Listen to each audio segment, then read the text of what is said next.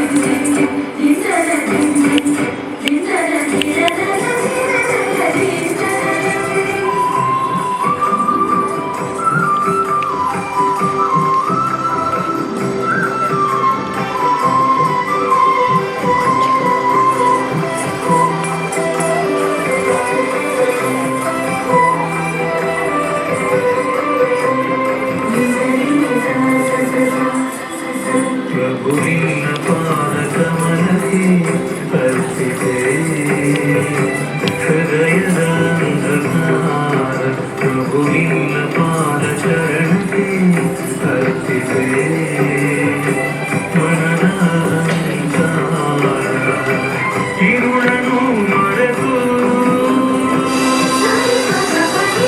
ಬೆಳಕನ್ನು ಮರೆತು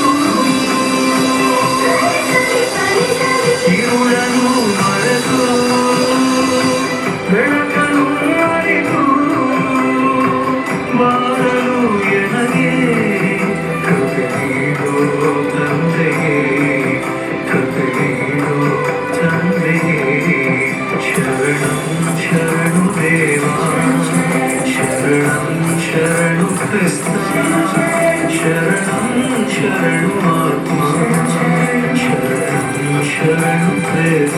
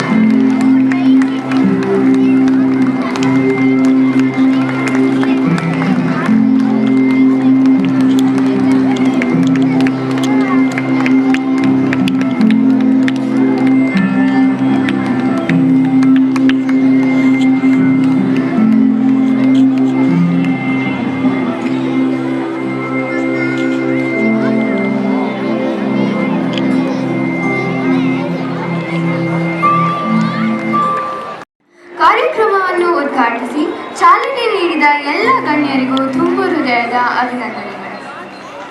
ಯಾವುದೇ ಆಚರಣೆಗೆ ಅದರದೇ ಆದ ವಿಶೇಷ ಹಿನ್ನೆಲೆ ಮತ್ತು ಮಹತ್ವ ಇರುತ್ತದೆ. ಈ ದಿನದ ವಿಶೇಷತೆಯ ಕುರಿತು ಮಾಹಿತಿ ಹಂಚಿಕೊಳ್ಳಲು ಬರುತ್ತಿದ್ದಾರೆ 7ನೇ ತರಗತಿಯ ವಿದ್ಯಾರ್ಥಿನಿ ಏಂಜಲ್ ಮರಿಯಂ. ಎಲ್ಲರಿಗೂ 69ನೇ ಕನ್ನಡ ರಾಜ್ಯೋತ್ಸವದ ಶುಭಾಶಯಗಳು. ನವೆಂಬರ್ 1 ಕನ್ನಡ ರಾಜ್ಯೋತ್ಸವ. ಇದು ಕನ್ನಡಾಂಬೆಯ ಮಹೋತ್ಸವ, ತಾಯಿ ಭುವನೇಶ್ವರಿಯ ಉತ್ಸವ. ಕನ್ನಡ ನಾಡು ನುಡಿಯ ವೈಭವವು ಬಹಳ ವೈಶಿಷ್ಟ್ಯಪೂರ್ಣವಾದದ್ದು. ಕನ್ನಡಿಗರಾದ ನಾವು ಶ್ರೀಗಂಧದ ಬೀಡು, ಶಿಲ್ಪಕಲೆಯ ತವರೂರು, ಸಂಸ್ಕೃತಿಯ ನೆಲೆಬೀಡು, ಹಚ್ಚ ಹಸುರಿನ ಸುಂದರ ಬೆಟ್ಟಗಳ, ಪವಿತ್ರ ನದಿಗಳ ನಾಡು ಕರುನಾಡು ಎಂದು ಕರೆಯಲ್ಪಡುವ ಕರ್ನಾಟಕದ ಕನ್ನಡ ರಾಜ್ಯೋತ್ಸವವನ್ನು ಬಹಳ ಸಡಗರ, ಸಂಭ್ರಮ ಹಾಗೂ ಹೆಮ್ಮೆಯಿಂದ ಆಚರಿಸುತ್ತೇವೆ. ಕನ್ನಡ ನುಡಿಯು ಪ್ರಾಯಶಃ 2000 ವರ್ಷಗಳ ಇತಿಹಾಸವನ್ನು ಹೊಂದಿದೆ. ಕದಂಬರ ಕಾಲದ ಹಲ್ಮಿಡಿ ಶಾಸನದಲ್ಲಿ ಹುಟ್ಟಿ ರಾಷ್ಟ್ರಕೂಟರ ಕಾಲದ ಕವಿರಾಜ ಮಾರ್ಗದಲ್ಲಿ ಬೆಳೆದು ರನ್ನ ಪಂಪರಿಂದ ಪೋಷಿಸಲ್ಪಟ್ಟು ಪೂರ್ವದ ಹಳಗನ್ನಡ, ನಡುಗನ್ನಡ, ಹೊಸಗನ್ನಡವಾಗಿ ರೂಪಾಂತರಗೊಂಡು ಸಂವಿಧಾನದಲ್ಲಿ ಲಿಖಿತಗೊಂಡ 22 ಭಾಷೆಗಳಲ್ಲಿಯೇ ಕನ್ನಡ ಭಾಷೆ ಅತಿ ಹೆಚ್ಚು, ಅಂದರೆ 8 ಜ್ಞಾನಪೀಠ ಪ್ರಶಸ್ತಿಗಳನ್ನು ಪಡೆದು ವಿಶಾಲ ಸಮೃದ್ಧ ಸಾಹಿತ್ಯವಾಗಿ ಬೆಳೆದು ನಿಂತಿದೆ. ದೇವರಾಜ ಅರಸರ ಕಾಲದಲ್ಲಿ 1973 ನವೆಂಬರ್ 1ರಂದು ಮೈಸೂರು ರಾಜ್ಯ ಕರ್ನಾಟಕ ಎಂಬ ಅಭಿಧಾನ ಪಡೆಯಿತು. ಅಂದಿನಿಂದ ಪ್ರತಿ ವರ್ಷ ನವೆಂಬರ್ 1ರಂದು ಕನ್ನಡ ರಾಜ್ಯೋತ್ಸವವನ್ನು ಆಚರಿಸಿ ಕನ್ನಡ ನಾಡು ನುಡಿಗೆ ಗೌರವ ಸಲ್ಲಿಸುತ್ತೇವೆ. ಅಖಂಡ ಕರ್ನಾಟಕದ ಉಳಿವೆಗಾಗಿ ಕನ್ನಡ ಭಾಷೆ ಈ ನಾಡಿನ ಸಮಸ್ತ ಕನ್ನಡಿಗರ ಆಸ್ತಿಯಾಗಬೇಕು ಎಂಬುದೇ ನನ್ನ ಆಶಯ. ಎಲ್ಲಾದರೂ ಇರು, ಎತ್ತಾದರೂ ಇರು, ಎಂದೆಂದಿಗೂ ನೀ ಕನ್ನಡವಾಗಿರು. ಎಲ್ಲೆಡೆ ಮೊಳಗಲಿ ಕನ್ನಡದ ನಾದ, ಕನ್ನಡದ ಪದ.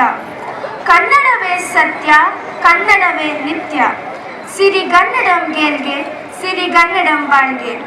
ಸರ್ವರಿಗೂ ಮತ್ತೊಮ್ಮೆ ಕರ್ನಾಟಕ ರಾಜ್ಯೋತ್ಸವದ ಹಾರ್ದಿಕ ಶುಭಾಶಯಗಳು.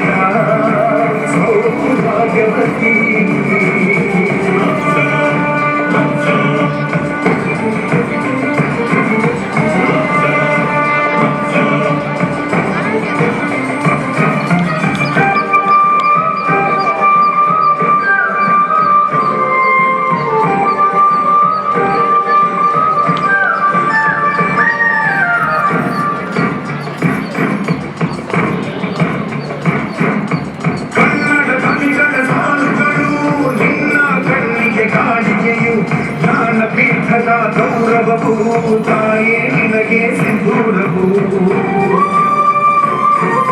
ಜನಪದ ಕಲೆಗಳ ಸಿಂಚನವೇ ಕನ್ನಡಾಂಬೆಯ ಕೈಬಳೆಯು ಮನುಕುಲ ಮೆಚ್ಚುವ ನಾಟ್ಯಗಳೇ ಅವಳ ಕಾಗಡಿ ಕಣ್ಣುವೆಯು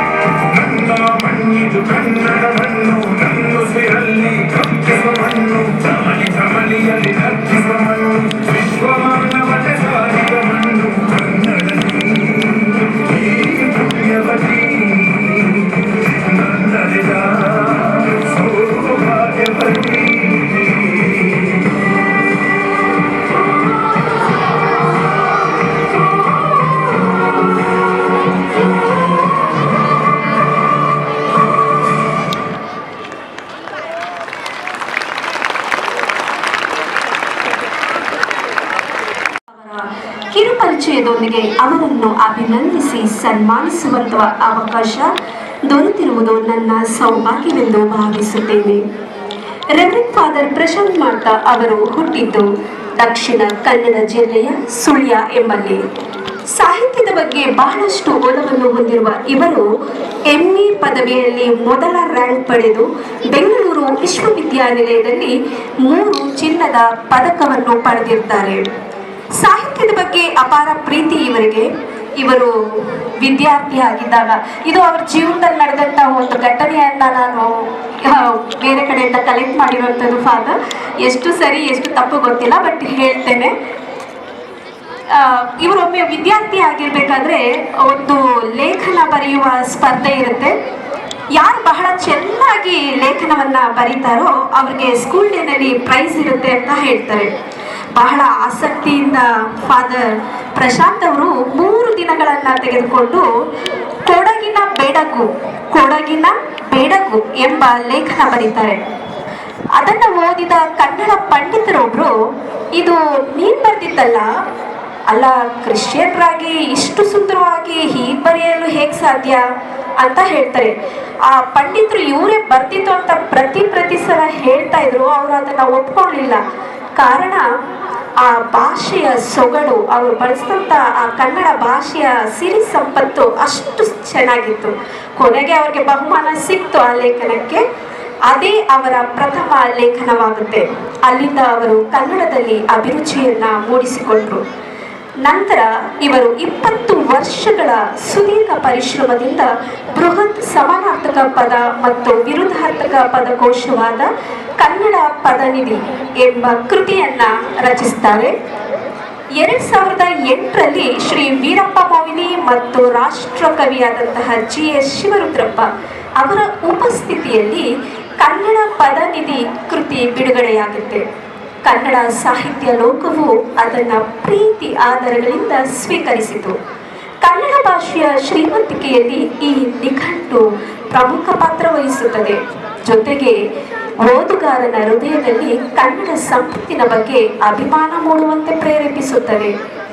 ಕನ್ನಡ ಪದನಿಧಿ ಈ ಪುಸ್ತಕದಲ್ಲಿ ನಿಮಗೆ ಗೊತ್ತಿಲ್ಲ, ನಾವು ಕನ್ನಡ ಪಾಠ ಮಾಡಬೇಕಾದ್ರೆ 2-3 ಸಮಾನಾರ್ಥಕ ಪದವನ್ನ ಮಕ್ಕಳಿಗೆ ಬಾಹೆಟ್ ಮಾಡಿ ಅಂದರೆ ನಾವು ಎಷ್ಟೊಂದಿದೆ ಅಂತ ಹೇಳ್ತಾರೆ. ಆದರೆ ಫಾದರ್ ಅವರು ಈ ಕನ್ನಡ ಪದನಿಧಿ ಎನ್ನುವ ಪುಸ್ತಕದಲ್ಲಿ ಕೋಪದ ಬಗ್ಗೆ 2000 ಪದಗಳನ್ನ ಇವರು ಸಂಗ್ರಹಿಸಿ ಬರೆದಿದ್ದಾರೆ. ಮಂಗಳೂರಿನ ಮಳೆಯ ಬಗ್ಗೆ 100 ಪದಗಳನ್ನ ಬರೆದಿದ್ದಾರೆ. ಹಾಗೂ ಮರಣ, ನಾವು ಹೇಗೆಲ್ಲ ಸಾಯಬಹುದು ಅನ್ನೋದ್ರ ಬಗ್ಗೆ 1,500 ಪದಗಳನ್ನ ಇವರು ಕನ್ನಡ ಸಾಹಿತ್ಯಕ್ಕೆ ನಿಧಿಯಾಗಿ ಕೊಟ್ಟಿದ್ದಾರೆ. ನಿಜವಾಗ್ಲೂ ಫಾದರ್ ನೆನೆಸ್ಕೊಂಡ್ರೆ ನನಗೆ ಕನ್ನಡ ಟೀಚರ್ ಆಗಿ ನನಗೆ ಒಂದು ರೀತಿಯ ಹೆಮ್ಮೆ ಅನಿಸುತ್ತೆ, ಮತ್ತೆ ಆಶ್ಚರ್ಯ ಕೂಡ ಆಗುತ್ತೆ. ಇವರ ಸಾಹಿತ್ಯ ಅಭಿರುಚಿಯನ್ನು ಮನಗೊಂಡ ಇಂಡಿಯಾ ಟುಡೇ ಸಾಪ್ತಾಹಿಕವು ಫಾದರ್ ಪ್ರಶಾಂತ್ ಮಾರ್ತಾ ಅವರನ್ನ ಕನ್ನಡದ 2ನೇ ಕಿಟಲ್ ಎಂದು ಘೋಷಣೆ ಮಾಡಿತು. ಚಪ್ಪಾಳೆ. 2ನೇ ಕಿಟಲ್ ಅಂದ್ರೆ ಸರ್ವಸಾಮಾನ್ಯವಾಗಿ ಸಾಮಾನ್ಯ ಬಿರುದಲ್ಲ ಅದು. ಈ ಪುಸ್ತಕದ 2ನೇ ಆವೃತ್ತಿಯನ್ನ ನಮ್ಮ ಸೇಂಟ್ ಜೋಸೆಫ್ ವಿಶ್ವವಿದ್ಯಾನಿಲಯವು 2023ರಲ್ಲಿ ಮರುಮುದ್ರಣ ಮಾಡುತ್ತೆ. ಕೊಂಕಣಿಯ 10,000 ಪಡೆನುಡಿಗಳ ಪದಕೋಶವನ್ನು ರಚಿಸಿ ತಮ್ಮ ಮಾತೃಭಾಷೆಗೆ ಕೊಡುಗೆಯನ್ನು ನೀಡಿದ್ದಾರೆ. ಇವರು ತಮ್ಮ ವೃತ್ತಿ ಜೀವನದಲ್ಲಿ ಪ್ರತಿಷ್ಠಿತವಾಗಿ 16 ಹುದ್ದೆಗಳನ್ನು ಅಲಂಕರಿಸಿದ್ದಾರೆ. 3 ಬಾರಿ ಕನ್ನಡ ಸಾಹಿತ್ಯ ಸಮ್ಮೇಳನ ಕದಂಬದಲ್ಲಿ ಮುಖ್ಯ ಅತಿಥಿಗಳಾಗಿ ಭಾಗವಹಿಸಿದ್ದಾರೆ. ಕೊಂಕಣಿ ಭಾಷೆಯಲ್ಲಿ 6 ಪುಸ್ತಕಗಳನ್ನು ಬರೆದಿದ್ದಾರೆ. ನಿನ್ನಂತೆ ನಾನಾಗಲು ಪುಸ್ತಕವು ತುಮಕೂರಿನ ಪೋಸ್ಟ್ ಗ್ರಾಜ್ಯುಯೇಟ್ ಕನ್ನಡ ವಿದ್ಯಾರ್ಥಿಗಳಿಗೆ ಪಠ್ಯ ಪುಸ್ತಕವಾಗಿ ರೂಪುಗೊಂಡಿದೆ. ಇಂಗ್ಲಿಷ್ನಲ್ಲಿ 2 ಪುಸ್ತಕಗಳನ್ನು ಬರೆದಿದ್ದಾರೆ. ಹಾಗೂ ವಿಜಯ ಕರ್ನಾಟಕ, ವಿಜಯವಾಣಿ, ಉದಯವಾಣಿ ಮತ್ತು ಕೊಂಕಣಿ ದಿನಪತ್ರಿಕೆಗಳಲ್ಲಿ ಇವರ ಲೇಖನಗಳು ಪ್ರಕಟಗೊಂಡಿದೆ. ಫಾದರ್, ನಿಮಗೆ ದೊರೆತ 2024ರ ರಾಜ್ಯೋತ್ಸವ ಪ್ರಶಸ್ತಿ ನಮ್ಮೆಲ್ಲರಿಗೂ ಸಂತೋಷವನ್ನ ನೀಡಿದೆ. ಇನ್ನೂ 10 ಹಲವು ಪ್ರಶಸ್ತಿಗಳು ನಿಮ್ಮ ಸಾಧನೆಯ ಹಾದಿಗೆ ಕಿರೀಟವಾಗಲಿ ಎಂದು ಹಾರೈಸುತ್ತೇವೆ. ಅತ್ಯಂತ ಸರಳ ಸಜ್ಜನಿಕೆಯ ವ್ಯಕ್ತಿತ್ವ ಹೊಂದಿರುವ ನಿಮ್ಮ ಸರಳತೆ ಮತ್ತು ಕನ್ನಡ ಭಾಷೆಯ ಪದ ಸಿರಿ ಸಂಪತ್ತಿನ ಸಂಗ್ರಹಕ್ಕೆ ರಾಜ್ಯ ಸರ್ಕಾರವು ನಿಮ್ಮನ್ನು ಗುರುತಿಸಿ ರಾಜ್ಯೋತ್ಸವ ಪ್ರಶಸ್ತಿ ನೀಡಿರುವುದು ಸಮಂಜಸ ಎಂದು ನಾನು ಭಾವಿಸುತ್ತೇನೆ. ಈಗ ಇವರನ್ನ ಸನ್ಮಾನಿಸುವ ಸಮಯ. ಸೇಂಟ್ ಜೋಸೆಫ್ಸ್ ವಿದ್ಯಾಸಂಸ್ಥೆಯ ಮುಖ್ಯಸ್ಥರಾದ ಫಾದರ್ ಜೋಸೆಫ್ ಡಿಸೋಜ SJ ಅವರು ಫಾದರ್ ಪ್ರಶಾಂತ್ ಮಾರ್ತಾ ಅವರಿಗೆ ಶಾಲುಧಾರಣೆ ಮಾಡಬೇಕಾಗಿ ಕೇಳಿಕೊಳ್ಳುತ್ತೇನೆ. ಪ್ರಿಯ ವಿದ್ಯಾರ್ಥಿಗಳಿಗೆ ಜೋರಾದ ಚಪ್ಪಾಳೆ. ವೇದಿಕೆ ಮೇಲೆ ನಾವು ನೋಡ್ತಾ ಇರುವಂಥದ್ದು ಇದೇ ವರ್ಷದ ಕನ್ನಡ ರಾಜ್ಯೋತ್ಸವ ಪುರಸ್ಕೃತರಾದ ಮತ್ತು ಸಾಹಿತಿಗಳಾದಂಥ ಫಾದರ್ ಪ್ರಶಾಂತ್ ಮಾರ್ತಾರ್ ಅವರು, ಫಾದರ್ ರೋಹಣಿ ಅಲ್ಮೇಡಾ ಅವರು ಹಾರ ಹಾಕಬೇಕಾಗಿ ಕೇಳಿಕೊಳ್ಳುತ್ತೇನೆ.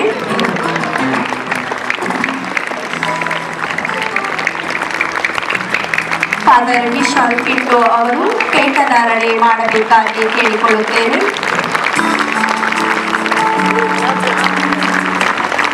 ಫಾದರ್ ರಾಯ್ಸ್ಟನ್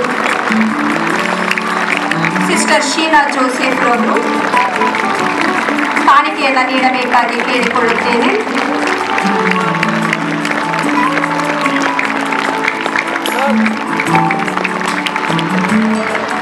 ವೇದಿಕೆ ಮೇಲೆ ಉಪಸ್ಥಿತಿರುವಂತಹ ಶಾಲಾ ಸಂಯೋಜಕರಾದ ಎಲ್ಲರೂ ಫಾದರ್ ಅವರಿಗೆ ಉಡುಗೊರೆಯನ್ನು ನೀಡಬೇಕಾಗಿ ಕೇಳಿಕೊಳ್ಳುತ್ತೇನೆ.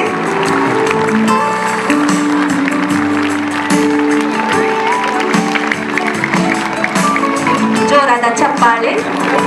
ನಮ್ಮ ಮುಂದೆ ಕನ್ನಡ ಸಾಹಿತಿಗಳಿದ್ದಾರೆ, ನಮಗೆಲ್ಲ ಹೆಮ್ಮೆ ಅನ್ನಿಸ್ಬೇಕು.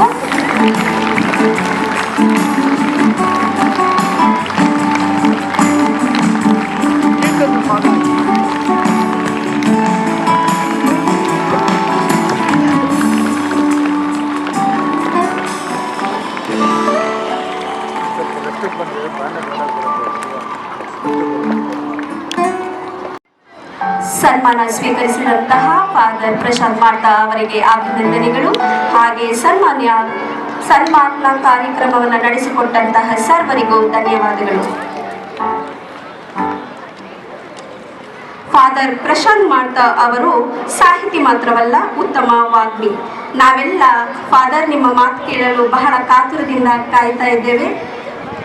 ಫಾದರ್, ಈಗ ವೇದಿಕೆ ನಿಮಗಾಗಿ. ವಂದನೀಯರಾದ ಫಾದರ್ ಜೋಸೆಫ್ ಅವರೇ, ಪ್ರಾಂಶುಪಾಲರಾದ ಫಾದರ್ ರೋಹನ್,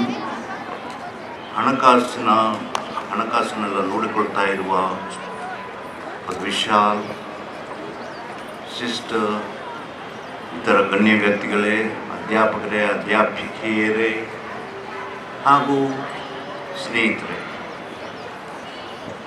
ನಾನು ಮನೆಯಿಂದ ಇವತ್ತು ಬೆಳಿಗ್ಗೆ ಹೊರಡುವಾಗ ನಾನು ಅವರಿಗೆ ಹೇಳಿದ್ದೆ, ಇವತ್ತು ನಾನು ಸನ್ಮಾನ ಸಮಾರಂಭಕ್ಕೆ ಹೋಗ್ತಾ ಇದ್ದೇನೆ, ಅಲ್ಲಿ ಖಂಡಿತ ನನಗೆ ಫ್ರೂಟ್ಸ್ ಕೊಡ್ತಾರೆ, ನಾನು ಫ್ರೂಟ್ಸ್ ತರ್ತೇನೆ ಅಂತ.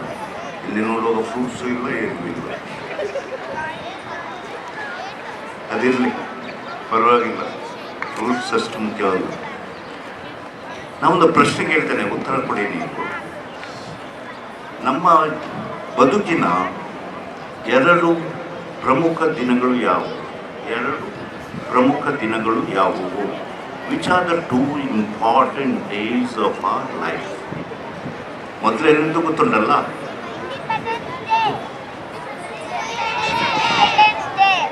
ಹುಟ್ಟಿದ ದಿನ, ಜನ್ಮದಿನ, ಬರ್ತ್ಡೇ, ಜನ್ಮದಿನ, ಓಕೆ, ಮದುವೆ ಆದ ದಿನ.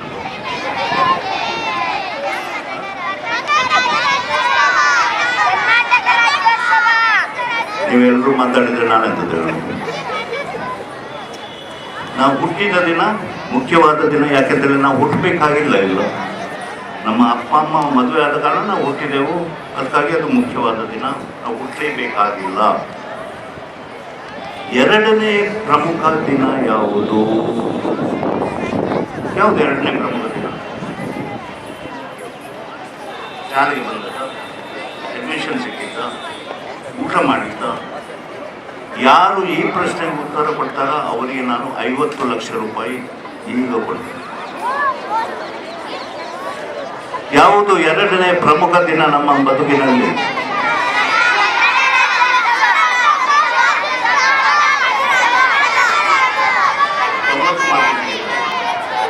ಕನ್ನಡದಲ್ಲಿ 90 ಮಾರ್ಕ್ಸ್ ಸಿಕ್ಕಿದ ದಿನ ಎರಡನೇ ಪ್ರಮುಖ ದಿನ. ನಮ್ಮ ಬದುಕಿನ ಎರಡನೇ ಪ್ರಮುಖ ದಿನ ಯಾವುದು ಅಂತ ಹೇಳಿದ್ರೆ ಯಾರು ಹೇಳಿಲ್ಲ. ನಾನು 50 ಲಕ್ಷ ಕೊಡುವುದಿಲ್ಲ. ಎರಡನೇ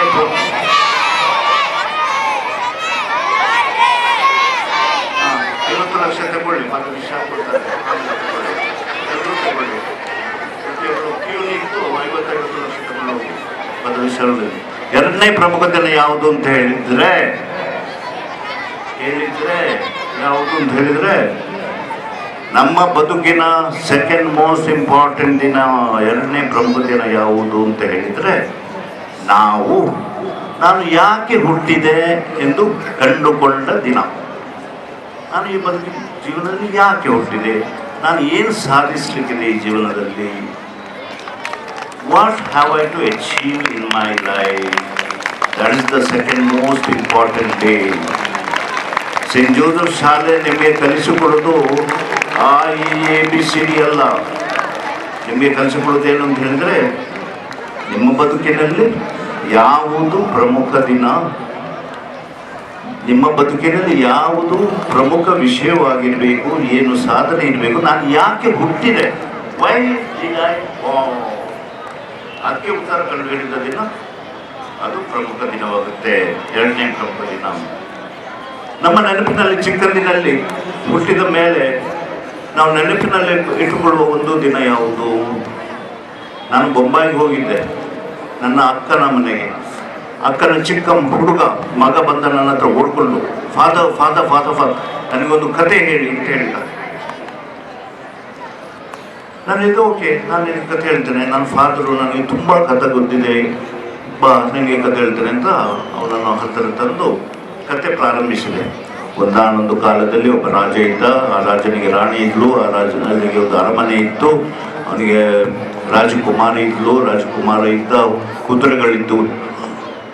ಹಾಗಲ್ಲ ಫಾದರ್, ನನಗೆ ಅಮ್ಮ ಕತೆ ಹೇಳುವಂತೆ ಕತೆ ಹೇಳಿ. ನಿಮ್ಮ ಅಮ್ಮ ನಿಮಗೆ ಹೇಗೆ ಕತೆ ಹೇಳಿದ್ರು? ಚಿಕ್ಕಂದಿನಲ್ಲಿ ನಿಮ್ಮನ್ನು ಮಡಿಲಲ್ಲಿ ಕೂತ್ಕೊಳಿಸಿ ಗಟ್ಟಿಯಾಗಿ ಹಿಡಿದು ಇಲ್ಲಿ ಕೆನ್ನೆಗೆ ಚಿವುಟಿ ಅಮ್ಮ ದೊಡ್ಡ ಕಣ್ಣುಗಳನ್ನು ಮಾಡಿ ಕೆಂಪಾದ ಕೆನ್ನೆಗಳಿಂದ ನಿಮ್ಮನ್ನೇ ನೋಡಿ ಅಮ್ಮ ಕಥೆ ಹೇಳಿದ್ದು. ನಾನು ಅವನಿಗೆ ಹೇಳಿದೆ, ಇನ್ನು 10 ನಿಮಿಷದಲ್ಲಿ ಬಾ, ನನಗೆ ಅಮ್ಮ ಕಥೆ ಹೇಳಿದಾಗ ಹೇಳ್ತೇನೆ ಅಂತ. 10 ನಿಮಿಷದ ನಂತರ ಬಂದವ ನಾನು ಒಂದಾನೊಂದು ಕಾಲದಲ್ಲಿ ಒಬ್ಬ ರಾಜನಿದ್ದ ಅಂತ ಅಮ್ಮನ ಹಾಗೆ ಕಥೆ ಹೇಳಿಕೆ ಪ್ರಾರಂಭಿಸಿದೆ. ಅವ ಹೇಳಿದ, ಹಾಗಲ್ಲ ಫಾದರ್, ಅಮ್ಮ ಕಥೆ ಹೇಳ್ತಾ, mummy tell me the story, mummy tells the story. ಅಮ್ಮನ ಹಾಗೆ ಕಥೆ ಹೇಳಬೇಕಾದ್ರೆ ನಮ್ಮ ಮಾತೃಭಾಷೆಯಲ್ಲಿ ಮಾತ್ರ ಕಥೆ ಹೇಳಲಿಕ್ಕೆ ಸಾಧ್ಯ. ನಿಮಗೆ ವಿವಿಧ ಮಾತೃಭಾಷೆಗಳಿರ್ಬೋದು. ಕೆಲವರು ಕನ್ನಡ ಮಾತೃಭಾಷೆ, ಕೆಲವರು ಕೊಂಕಣಿ, ಕೆಲವರು ಇಂಗ್ಲೀಷ್ ಮಾತಾಡ್ತಾ ಇರೋ ಮಾತೃಭಾಷೆ. ಎಲ್ಲವೂ ಮಾತೃಭಾಷೆಯಲ್ಲಿ ಹೇಳಿದಾಗ ಮಾತ್ರ ಅದಕ್ಕೊಂದು ಅರ್ಥ ಬರುತ್ತೆ, ಸುಂದರವಾಗುತ್ತೆ. ಮಾತೃಭಾಷೆಯಲ್ಲಿ ಮಾತಾಡುವಾಗ ಎಲ್ಲ ಸೃಜನಾತ್ಮಕ ಐಡಿಯಾಗಳು ಬರೋದು ಮಾತೃಭಾಷೆಯಲ್ಲಿ ಮಾತ್ರ. ಅದಕ್ಕಾಗಿ ನಾವೆಲ್ಲ ಕನ್ನಡೋತ್ಸವವನ್ನು, ರಾಜ್ಯೋತ್ಸವವನ್ನು ಆಚರಿಸ್ತಾ ಇದ್ದೇವೆ. ಕನ್ನಡ ಮುಖ್ಯ ಅಂತ ಹೇಳಿದರೆ ಬಹುತೇಕ ಜನರಿಗೆ ಕನ್ನಡ ಭಾಷೆ ಮಾತೃಭಾಷೆ ಆಗಿದೆ, ಅದು ಮಾರ್ಕೆಟಿನ ಭಾಷೆ ಆಗಿದೆ. ಎಲ್ಲರೂ ಹೆಚ್ಚಾಗಿ ಮಾತಾಡೋದು ಕನ್ನಡದಲ್ಲಿ ಅಂತ ಭಾವಿಸಿ, ಕನ್ನಡವನ್ನೇ ನನ್ನ ಮಾತೃಭಾಷೆ ಅಂತ ಭಾವಿಸಿ ಕನ್ನಡದಲ್ಲಿ ಮಾತಾಡಬೇಕು, ಕನ್ನಡದಲ್ಲಿ ನಾವು ಸಂಪರ್ಕ ಸಾಧಿಸಬೇಕು, ನಮ್ಮ ಸಂಬಂಧವನ್ನು ರೂಢಿಸಿಕೊಳ್ಬೇಕು ಅಂತ ಕನ್ನಡ ರಾಜ್ಯೋತ್ಸವವನ್ನು ನಾವು ಆಚರಿಸ್ತಾ ಇದ್ದೇವೆ. ನಿಮ್ಮ ಶಾಲೆಯಲ್ಲಿ ಇಷ್ಟು ಚೆನ್ನಾಗಿ ಕನ್ನಡ ರಾಜ್ಯೋತ್ಸವವನ್ನು ಆಚರಿಸಿದ್ದಾರೆ, ನನ್ನನ್ನು ಕರೆದಿದ್ದಾರೆ. ನನಗೆ ತುಂಬ ಸಂತೋಷವಾಗಿದೆ. ಕನ್ನಡ ಭಾಷೆ ಪ್ರಾರಂಭ ಆಗೋದು ನಿನ್ನೆ ಮೊನ್ನೆ ಅಲ್ಲ. ಇಂಗ್ಲೀಷ್ ಭಾಷೆ ಪ್ರಾರಂಭ ಆಗೋದು 14ನೇ 17ನೇ ಶತಮಾನದಲ್ಲಿ. ಅದನ್ನು ಹಳೆ ಇಂಗ್ಲೀಷ್ ತಿಳಿದರೆ. ಕನ್ನಡ ಭಾಷೆ ಯಾವಾಗ ಪ್ರಾರಂಭ ಆಯಿತು? 1ನೇ ಶತಮಾನದಲ್ಲಿ. ಈಗ ನಾವು 21ನೇ ಶತಮಾನದಲ್ಲಿದ್ದೇವೆ. 1ನೇ ಶತಮಾನದಲ್ಲಿಯೇ ಕನ್ನಡ ಪ್ರಾರಂಭವಾಗಿದೆ. ಇಂದಿನ ಕನ್ನಡ ಹೇಗಿತ್ತು ಗೊತ್ತುಂಟ? ಈಗ ಇದ್ದಾಗ ಇರಲಿಲ್ಲ. 9ನೇ ಶತಮಾನದ ಕನ್ನಡದ ಒಂದು ಸ್ಯಾಂಪಲ್ ನಿಮ್ಗೆ ಕೊಡ್ತೇನೆ. 9ನೇ ಶತಮಾನದಲ್ಲಿ ಕನ್ನಡ ಹೇಗಿತ್ತು ಅಂತ ಒಂದು ಸ್ಯಾಂಪಲ್ ಕೊಡ್ತೇನೆ. ಎಷ್ಟು ಚೆನ್ನಾಗಿತ್ತು ಕನ್ನಡ ಅಂತ ಆ ಕಾಲದಲ್ಲಿ. 9ನೇ ಶತಮಾನದಲ್ಲಿ ಪಂಪ, ರನ್ನ, ಪೊನ್ನ ಮುಂತಾದವರು ಮಹಾಕವಿಗಳಿದ್ದರು, ಗ್ರೇಟ್ ಪೋಯಿಟ್ಸ್ ಇದ್ದರು. ಆ ಪಂಪ, ರನ್ನ, ಪೊನ್ನ ಅಂತ ಈ ಇಂಗ್ಲೀಷ್ ಮೀಡಿಯಂನವರು ಪಂಪ, ರನ್ನ, ಪೊನ್ನ ಅಂತ ಹೇಳುದಿಲ್ಲ, ಪಂಪ್ ಅಂಡ್ ರನ್ ಅಂತ ಹೇಳ್ತಾರೆ. ಪಂಪ ರನ್ ಅಲ್ಲ, ಪಂಪ್ ಅಂಡ್ ರನ್ ಇಂಗ್ಲೀಷ್ ಮೀಡಿಯಂನವರು ಹೇಳುವುದು. ಆ ಪಂಪ ಒಂದು ಕಾವ್ಯವನ್ನು ಬರೆದ. ಸರಿಯಾಗಿ ಕೇಳಿ, 9ನೇ ಶತಮಾನದಲ್ಲಿ ಕನ್ನಡ ಭಾಷೆ ಹೇಗಿತ್ತು, ಎಷ್ಟು ಸುಂದರವಾಗಿತ್ತು ಅಂತ 4 ಸಾಲುಗಳ ಪದ್ಯ ಹೇಳ್ತಾರೆ ನಾನು. ಮೃಗಯ ವ್ಯಾಜ್ಯದಿ ನೌರ್ಮೆಂಪಂ ಶಂತನಂ ತೊಳಲ್ ತರ್ಪಂ. ಈ ಕನ್ನಡ 9ನೇ ಶತಮಾನದ ಕನ್ನಡ. ಮೃಗಯ ವ್ಯಾಜ್ಯದಿ ನೌರ್ಮೆ ಶಂತನಂ ತೊಳಲ್ ತರ್ಪಂ ಪ್ರಂಚಂಗೆ ತನ್ಮೃಗ ಶಾಪಾಕ್ಷಿಯಂ ಕಂಡು ಮನಂ ಸೋತು ಕೈಯಂ ಪಿಡಿದು ಪಾಪೋಪಂ ಎಂದಂಗೆ ಆ ಕಣ್ಣಿಗೆ ನಾಂಚಿ ಬೇಡುವಡೆ ಮಯ್ಯನಂಬೇಡಿದೆ. ಶಂತನು ಒಬ್ಬ ರಾಜ ಇದ್ದಂತೆ, ಅವನು ಬೇಟೆಗೆ ಹೋಗಿದ್ದಂತೆ. ಅರಮನೆಯಲ್ಲಿ ಏನು ಕೆಲಸ ಇರಲಿಲ್ಲ, ಅವನ ಹೆಂಡತಿ ಬಿಟ್ಟು ಹೋಗಿದ್ಲು. ಹಾಗೆ ಇವನು ಬೇಟೆಗೆ ಹೋಗ್ತಾ ಇದ್ದ. ಬೇಟೆಗೆ ಹೋದಾಗ ಅಲ್ಲಿ ಒಬ್ಬಳು ಹುಡುಗಿ ಕಾಣ್ತಾಳೆ. ಅವಳ ಪರಿಮಳವನ್ನೇ ಆಘ್ರಾಣಿಸಿ ಇವನು ಹೋಗಿ ಅವಳ ಕೈ ಹಿಡಿತಾನೆ. ಆಗ ಹುಡುಗಿ ಹೇಳ್ತಾಳೆ, ಏನೇ ಬೇಡ, ದೂರ ಇರು, go for, don't touch my hand.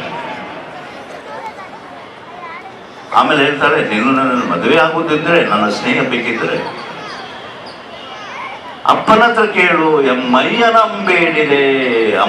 ಅಪ್ಪನ ಹತ್ರ ಕೇಳಬೇಕು, ಡ್ಯಾಡಿ ಹತ್ರ ಕೇಳೋಳು, ಡ್ಯಾಡಿ ಹತ್ರ ಕೇಳಬೇಕು. Go and ask my daddy to marry you ಅಂತ. ಇದು 9ನೇ ಶತಮಾನದ ಕನ್ನಡ. ಆಮೇಲೆ 12ನೇ ಶತಮಾನದ ಜನಪದ ಕನ್ನಡ ಹೇಗೆ ಬದಲಾಯಿತು. ಬೈದಂಥ ಬೈಗಳು ಬೆನ್ನತ್ತಿ ಬಾರಾವ, ಬೈದಂಥ ಬೈಗಳು ಬೆನ್ನತ್ತಿ ಬಾರವ, ಬೈದವ ಕೇಳ ನನ್ನ ಮಾತ.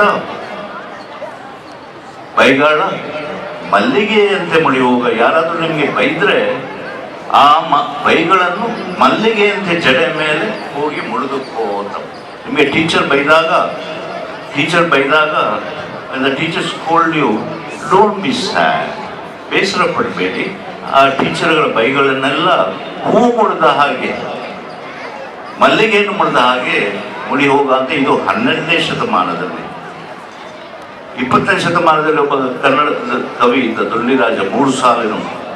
ಅವನೊಂದು ಕವನವನ್ನು ಬರ್ತಾ, ನಮ್ಮ ಬದುಕನ್ನು ಸೂಚಿಸುವಂಥ ಒಂದು ಕವನ, 3 ಸಾಲಿನ ಕವನ. ಅದು ಕೂಡ ಬಹಳ ಚೆನ್ನಾಗಿದೆ. ಅವಳು ನಕ್ಕಳು, ಅವಳು ಸಿಕ್ಕಳು, ನೋಡಿ ನಕ್ಕಳು, ಈಗ ಮಕ್ಕಳು. ಇಡೀ ಬದುಕನ್ನು ಸಂಕ್ಷಿಪ್ತವಾಗಿ ಹೇಳುವಂಥದ್ದು. ಅವಳು ಸಿಕ್ಕಳು, ನೀವು ಕಾಲೇಜಿನಲ್ಲಿ ಹೋಗುವಾಗ ನೋಡಿ ನಕ್ಕಳು, ಸ್ಮೈಲ್ ಕೊಟ್ಟರು. ಅವಳು ಸಿಕ್ಕಳು, ಈಗ ಮಕ್ಕಳು ಮುಗಿ. ಈಗ ಮಕ್ಕಳನ್ನು ಅಡ್ಮಿಷನ್ಗೆ ತಗೊಳ್ಳೋಬೇಕು, ಆ ಶಾಲೆಗೂ ಹೋಗಬೇಕು, ಹೈ ಫೀಸ್ ಕಟ್ಟಬೇಕು, ಈ ಶಾಲೆ ಹೋಗಬೇಕು, ಅವರಿಗೆ ಪುಸ್ತಕ ಕೊಡಬೇಕು, ಎಷ್ಟು ಕಷ್ಟ. ಅವಳು ಸಿಕ್ಕಳು, ನೋಡಿ ನಕ್ಕಳು, ಈಗ ಮಕ್ಕಳು. ಬದುಕು ಹೀಗೆ ಅಂತ ಹೇಳ್ತಾ ಇದ್ದಾರೆ. ಇದು ಕನ್ನಡ ಸಾಹಿತ್ಯ. ಮುಂದೆ ನೀವು ಕನ್ನಡ ಸಾಹಿತ್ಯವನ್ನು ಓದುವಾಗ ಅದರ ಶ್ರೀಮಂತಿಕೆಯನ್ನು ನಮಗೆ ಎಷ್ಟಿದೆ, ಎಷ್ಟು ಶ್ರೀಮಂತವಾಗಿ. ಇಂಗ್ಲೀಷ್ನಲ್ಲಿರುವುದಕ್ಕಿಂತ 1000 ಹೆಚ್ಚು ಪದಗಳು ಕನ್ನಡದಲ್ಲಿವೆ.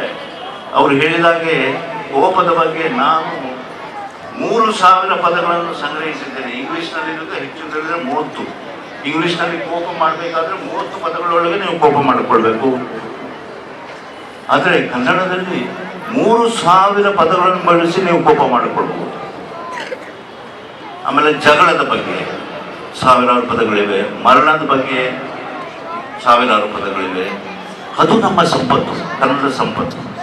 ಅದೇ ನನ್ನನ್ನು ಇಲ್ಲಿ ಕರೆಸಿ ನನ್ನ 4 ಮಾತುಗಳನ್ನು ತುಂಬ ಮೌನವಾಗಿ ಕೇಳಿದ್ದಕ್ಕೆ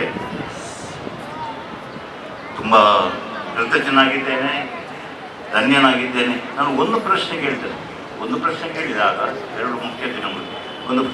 ನಿಮ್ಮಲ್ಲಿ ಎಷ್ಟು ಜನರು ಬರೆಯುವಾಗ ಎಡ ಕೈಯನ್ನು ಬಳಸ್ತೀರಿ? ಕೈ ಎತ್ತಿ. ನೀವು ಬರೆಯುವಾಗ ಎಡ ಕೈಯನ್ನು ಯಾರು ಬಳಸ್ತಾರೆ? Left handed. ನೀವು ಕಾಫಿಗೆ ಸಕ್ಕರೆ ಹಾಕಿ ಆ ಸಕ್ಕರೆಯನ್ನು ಕರಗುವಾಗ ನೀವು ಎಡ ಕೈಯನ್ನು ಬಳಸ್ತೀರಿ, ಹೌದಾ? ಅದೇ ನಿಮಗೂ ನನಗಿರುವ ವ್ಯತ್ಯಾಸ ಅದೇ. ನೀವೆಲ್ಲ ಬಲ ಕೈಯಲ್ಲಿ ಬರೀತೀರಿ, ಬಲ ಕೈಯಲ್ಲಿ ಸಕ್ಕರೆಯನ್ನು ಕಾಫಿಗೆ ಹಾಕಿ ಹೀಗೆ ತಿರುಗಿಸ್ತೀರಿ. ಕೆಲವರು ಎಡ ಕೈಯಲ್ಲಿ. ನಾನು ಹಾಗೆ ಮಾಡುವುದಿಲ್ಲ. ನಾನು ಸ್ಪೂನ್ನಲ್ಲಿ ಸಕ್ಕರೆ ಹಾಕಿ ಬಳಸೋದು. ನನ್ನ ಬೆರಳನ್ನು ಅದರಲ್ಲಿ ಹಾಕೋದಿಲ್ಲ, ಬಿಸಿ ಅದು.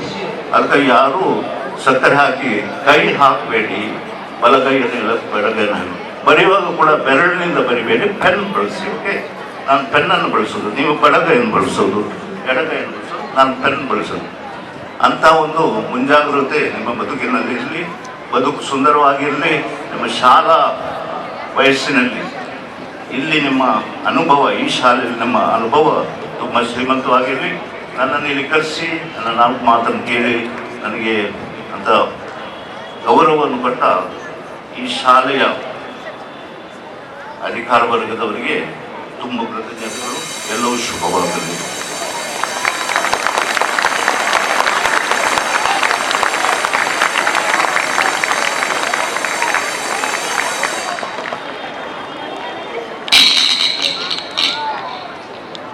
Reverend father Rohan D Almeida SJ ರವರು ಕಾರ್ಯಕ್ರಮವನ್ನು ಕುರಿತು ಆಶಯ ನುಡಿಗಳನ್ನು ಹಂಚಿಕೊಳ್ಳಬೇಕಾಗಿ ಕೇಳಿಕೊಳ್ಳುತ್ತೇವೆ.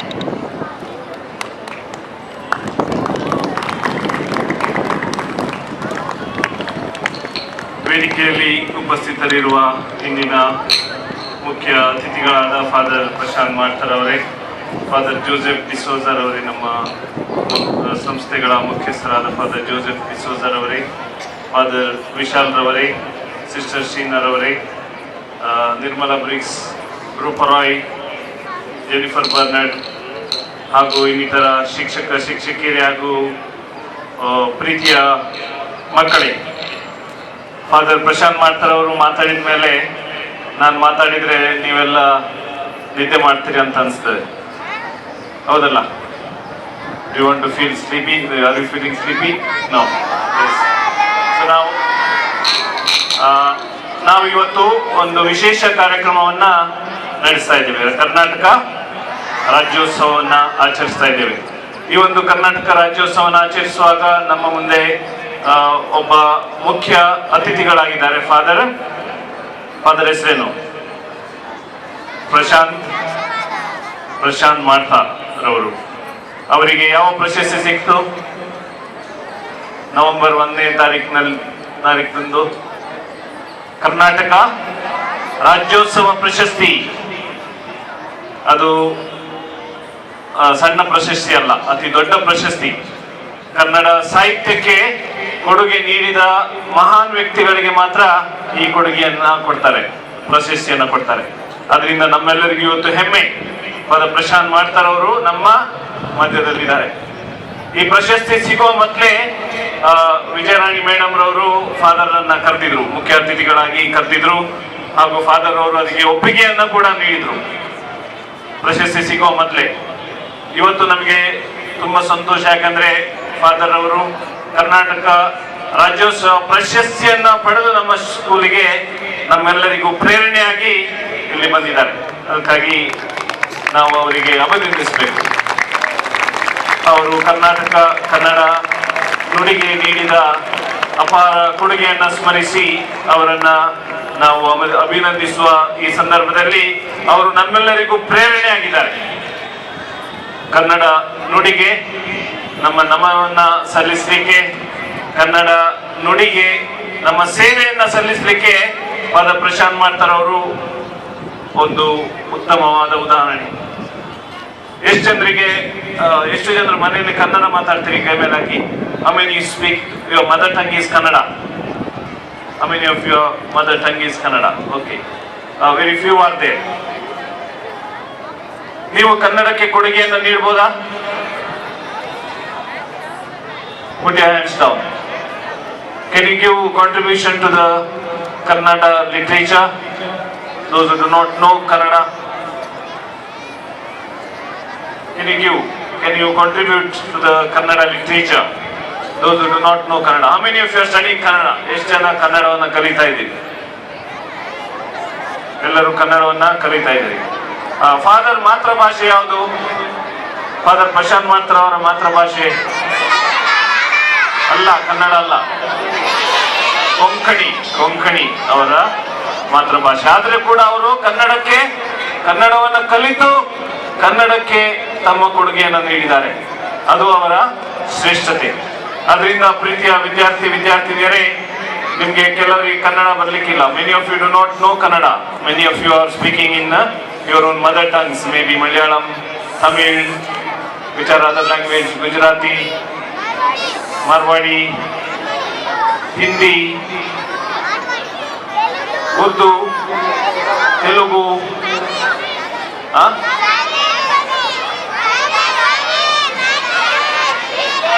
Paris, Japanese. How many of you know Japanese? So many of you know Japanese also. Okay. So ಅದರಿಂದ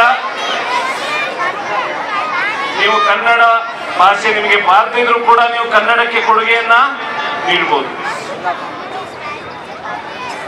ಕನ್ನಡಕ್ಕೆ ಕೊಡುಗೆಯನ್ನ ನೀವು ನೀಡಬಹುದು ಅಂತ ಉದಾಹರಣೆ ನಮ್ಮ ಫಾದರ್ ಪ್ರಶಾಂತ್ ಮಾಡ್ತಾರೆ ಅವರದ್ದು.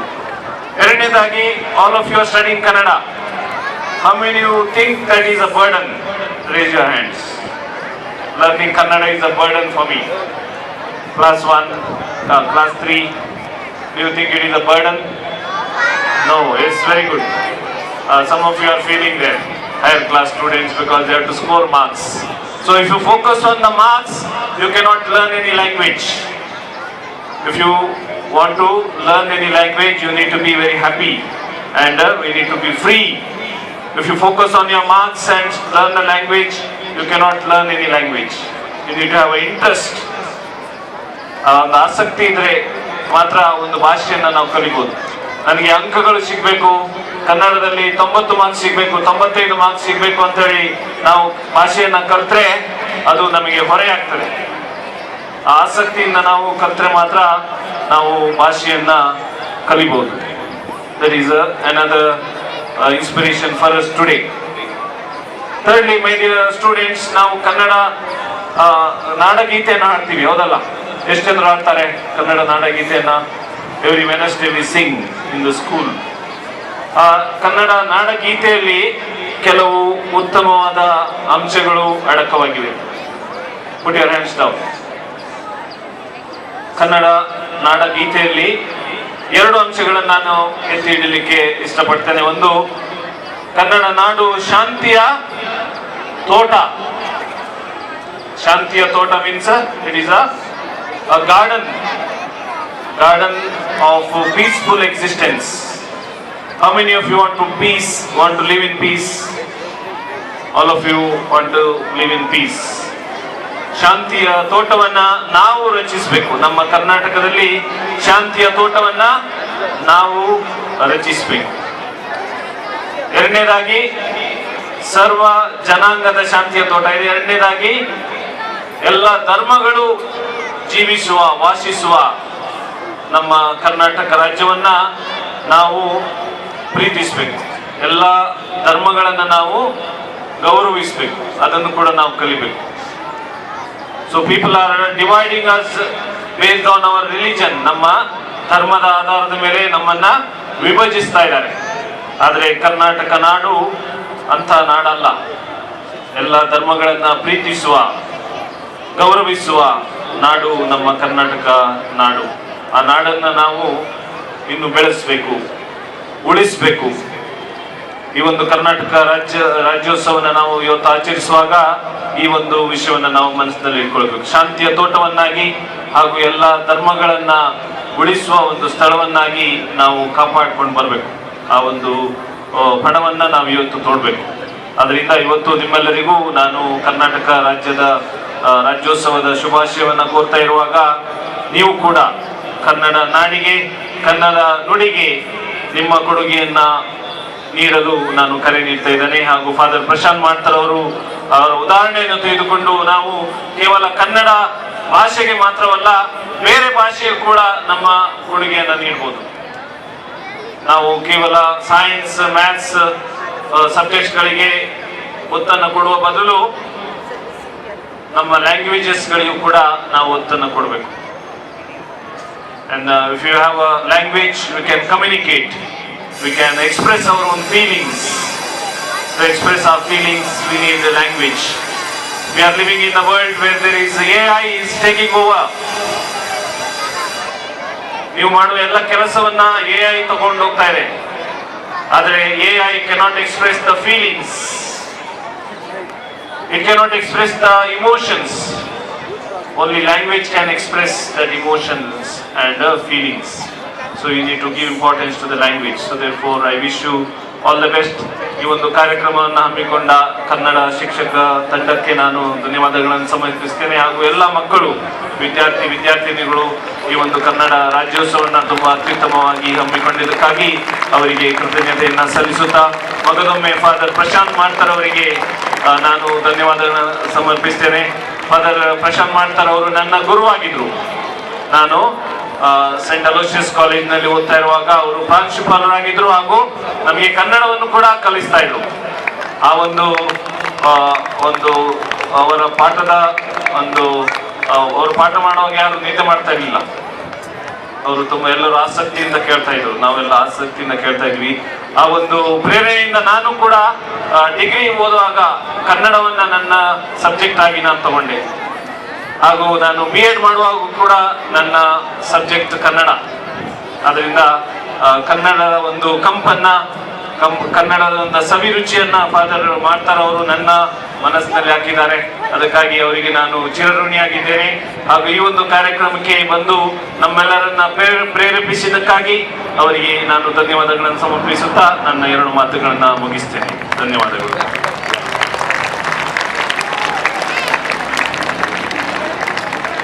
ಸ್ಫೂರ್ತಿದಾಯಕ ಆಶಯ ನುಡಿಗಳನ್ನು ನಮ್ಮೆಲ್ಲರೊಂದಿಗೆ ಹಂಚಿಕೊಂಡ ನಮ್ಮ ಪ್ರಾಂಶುಪಾಲರಿಗೆ, ಕಲೆ, ಸಾಹಿತ್ಯ, ನಾಡು ನುಡಿಯ ಬಗ್ಗೆ ಸಾಧನೆಗೈದು ಭಾಷೆಯಲ್ಲಿ ಶೈಕ್ಷಣಿಕವಾಗಿ ಮುಂದಿರುವ ಮಕ್ಕಳನ್ನು ಗುರುತಿಸಿ ಈ ಪ್ರಶಸ್ತಿಯನ್ನು ನೀಡಲಾಗುತ್ತಿದೆ.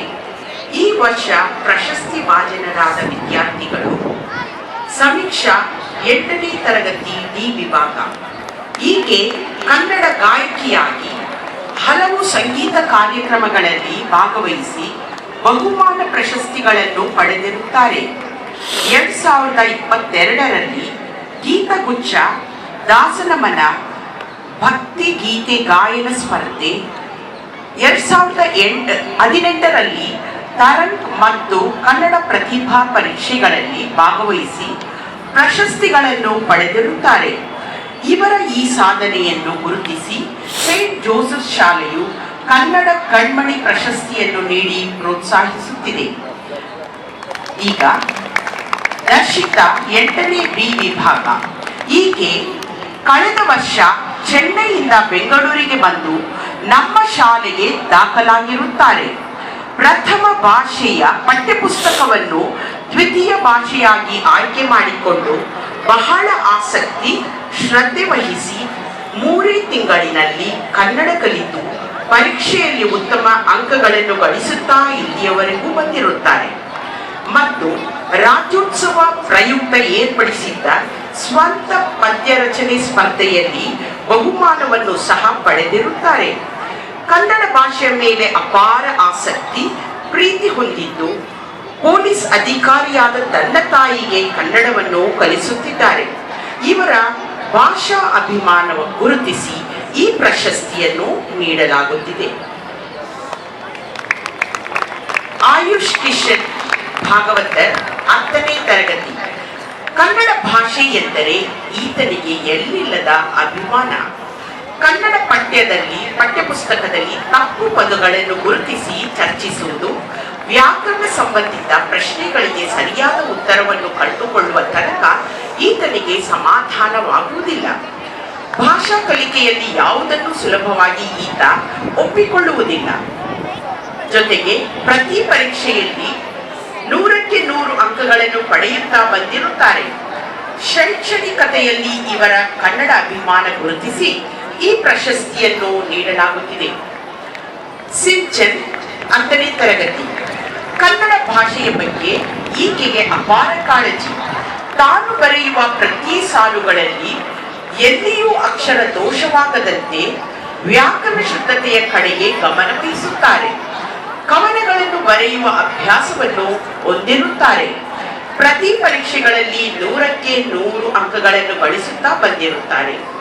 ಶೈಕ್ಷಣಿಕತೆಯಲ್ಲಿ ಇವರ ಕನ್ನಡ ಕಲಿಕಾ ಕೌಶಲ್ಯವನ್ನು ಗುರುತಿಸಿ ಈ ಪ್ರಶಸ್ತಿಯನ್ನು ನೀಡಲಾಗುತ್ತಿದೆ. ಈ ವಿದ್ಯಾರ್ಥಿಗಳಿಗೆ ಮುಖ್ಯ ಅತಿಥಿಗಳಾದ ಫಾದರ್ ಪ್ರಶಾಂತ್ ಮಾಡ್ತಾರ್ ಅವರು ಪ್ರಶಸ್ತಿಯನ್ನು ವಿತರಿಸಬೇಕಾಗಿ ಕೇಳಿಕೊಳ್ಳುತ್ತೇನೆ.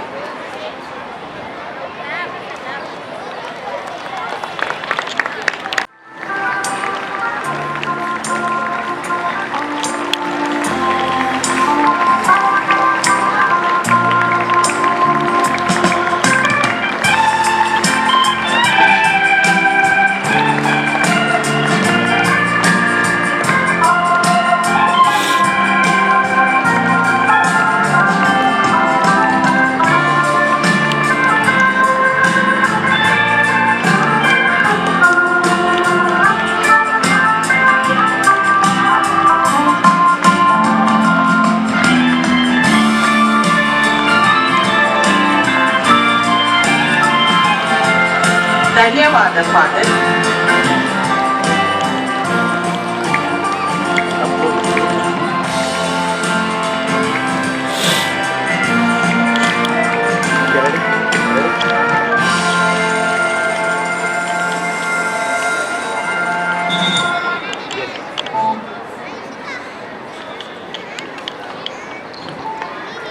ಕನ್ನಡ ಕಣ್ಮಣಿ ಪ್ರಶಸ್ತಿಗೆ ಸಲ್ಲಿಸಲು ನಿಮ್ಮ ಮುಂದೆ ಉಪಸ್ಥಿತಳಿದ್ದೇನೆ. ಮೊದಲಿಗೆ ಕನ್ನಡಾಂಬೆಯ ಪಾದ ಕಮಲಗಳಿಗೆ ವಂದಿಸುತ್ತಾ ಇಂದಿನ ಕಾರ್ಯಕ್ರಮದ ಅಧ್ಯಕ್ಷತೆಯನ್ನು ವಹಿಸಿದ ರೆವರೆಂಡ್ ಫಾದರ್ ಪ್ರಶಾಂತ್ ಮಾಡ್ತಾರ್ ಅವರಿಗೆ ತುಂಬು ಹೃದಯದ ವಂದನೆಗಳನ್ನು ಸಲ್ಲಿಸುತ್ತೇನೆ. ಸೆಂಟ್ ಜೋಸೆಫ್ ವಿದ್ಯಾಸಂಸ್ಥೆಗಳ ಮುಖ್ಯಸ್ಥರಾದ ಫಾದರ್ ಜೋಸೆಫ್ ಡಿಸೋಸಾ ಅವರಿಗೆ ಇಲ್ಲಿ ನೆರೆದಿರುವಂತಹ ಸರ್ವರ ಪರವಾಗಿ ವಂದನೆಗಳನ್ನು ಸಲ್ಲಿಸುತ್ತೇನೆ.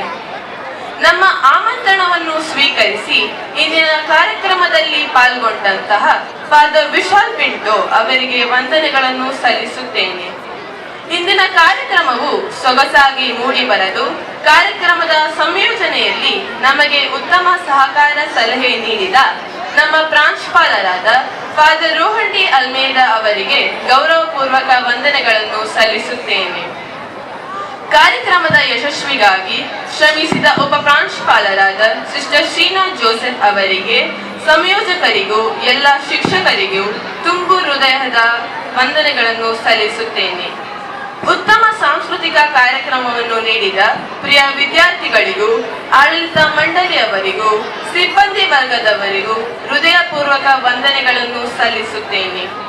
ಹಸಿರಾಯಿತು ಕರ್ನಾಟಕ, ಉಸಿರಾಗಿಲಿ ಕನ್ನಡ. ಧನ್ಯವಾದಗಳು.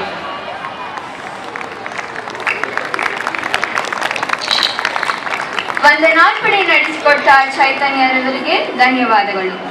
ಈಗ ಎಲ್ಲರೂ ಎದ್ದು ನಿಂತು ನಮ್ಮ ಹೆಮ್ಮೆಯ ರಾಷ್ಟ್ರಗೀತೆಯನ್ನು ಹಾಡಬೇಕೆಂದು ಕೇಳಿಕೊಳ್ಳುತ್ತೇವೆ.